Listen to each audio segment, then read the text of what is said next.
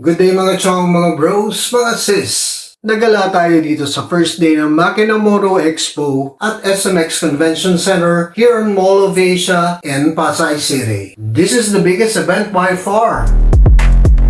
Congrats sir sa ongoing pa ito April 10 to 12, that is Friday to Sunday. So punta na kayo dito mga chong. Boom! Eto na nga, may tatlong concept bikes. Ang Euromotor Philippines. Concept bike, kumbaga ito yung pilot models o first production models ng Euromotors for 2026. Kung napakadaming riders ang nagustuhan at nagtiwala sa Euromotor Falcon 180i at Euro Griffin 180i, sa forma, lakas ng hatak, bilis ng acceleration, speed, at full pack features. Ito na ang Euro Griffin 205.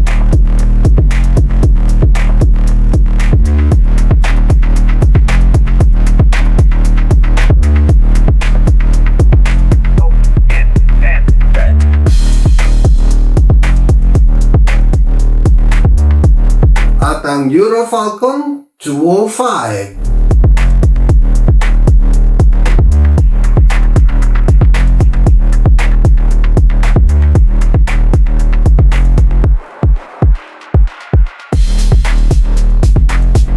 At ito naman ang sagot ng Euromotor sa tipid sa gasolina na may bulletproof reliability kung tawagin na semi-automatic transmission. Pang daily at long rides ito. Ito ang Euro Peak X 110.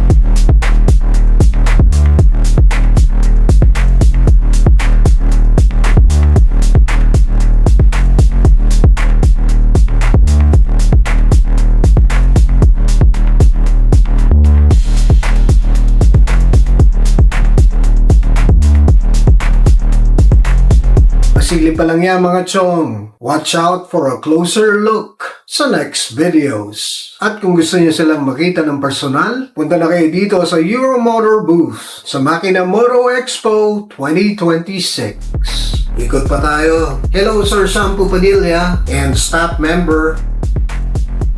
Visit kayo guys sa Euromotor booth! In our lovely Euromotor model. Subscribe and follow for more Tigerbug videos. Again, this is Bian Garcia. Do what you love and love what you do. Live, love, ride with Tigerbug Motovlog.